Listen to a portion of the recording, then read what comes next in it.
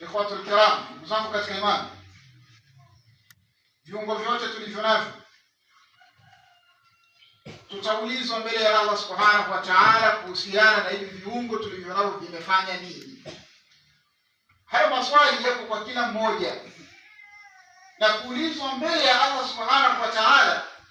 Ataulizwa kafiri, ataulizwa mshirikina, na ataulizwa mtu mwenye imani. Kitakacho tofautisha baina ya huyu ni kafiri na huyu ni mshirikina ni yale majibu ambayo yatatoka kutokamana na haya maswali yaliyoulizwa. Na maswali haya yataanzia kwenye makaburi, kuanzia pale kaburini. Hii ni sehemu ya kwanza ya kuulizwa, na sehemu ya pili ya kuulizwa ni kwenye kisimamo yaumul qiyama, siku ya kiyama. Tutaulizwa katika sehemu hiyo kuhusiana na mfumo wetu wote ule ambao tumekuwa tukiishi nao. Allah subhanahu wa ta'ala atatuuliza. Na kwa bahati mbaya zaidi,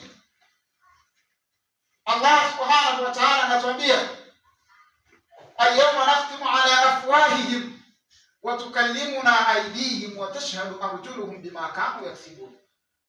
Siku ya leo tunaziba midomo yao. Midomo haitazungumza tena, kwa sababu shazoea pengine kuzungumza kwa mdomo.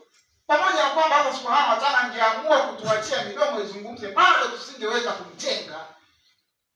Lakini yeye ataenda mbali zaidi kwa kuziba midomo yetu. Ataiziba hii midomo, vibaki viungo vingine ndivyo vizungumze.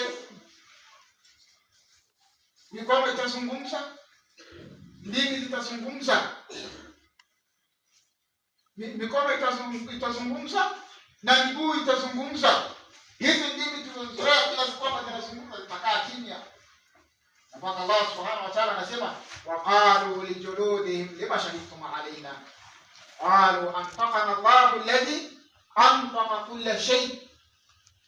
Watauliza, wanauliza ngozi zao, ni kwa nini nyinyi mmetoa ushahidi dhidi yetu?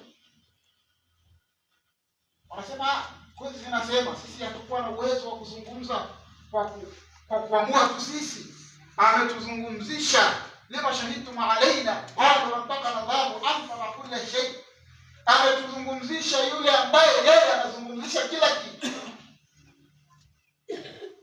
Kwa hiyo inawezekana mwanadamu atazungumza, atatamani kitu fulani uende,